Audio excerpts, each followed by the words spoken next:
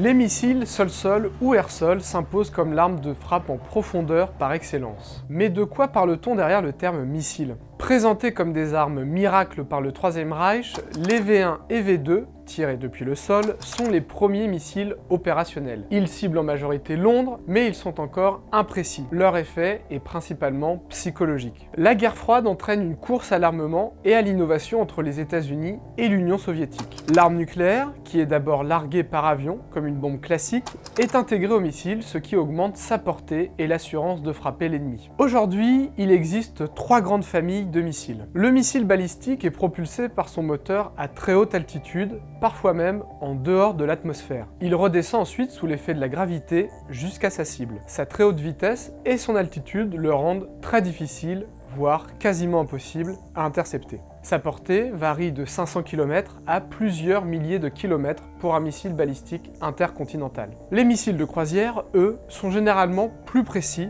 adaptés aux cibles de haute valeur comme les postes de commandement. Ils sont toutefois vulnérables aux défenses antiaériennes, qu'ils cherchent à tromper par leur trajectoire changeante, parfois proche du sol. Le Scalp français et le Storm Shadow britannique entrent dans cette catégorie. Enfin, les missiles hypersoniques, comme l'Avangard ou le Tsirkon russe, combinent les avantages des deux types précédents. Une très grande vitesse, jusqu'à Mach 20, une haute altitude de vol et une capacité à manœuvrer. Ils sont néanmoins très complexes en raison de contraintes physiques subies en vol, ce qui entraîne un coût plus élevé. Ils cibleront principalement les sites les plus défendus. En Europe, divers projets de missiles balistiques et de croisière à charge conventionnelle sont étudiés dans le cadre de l'initiative ELSA. Le futur missile de croisière nucléaire français sera hypersonique, tandis que la DGA et Ariane Group développent le VMAX, un planeur hypersonique.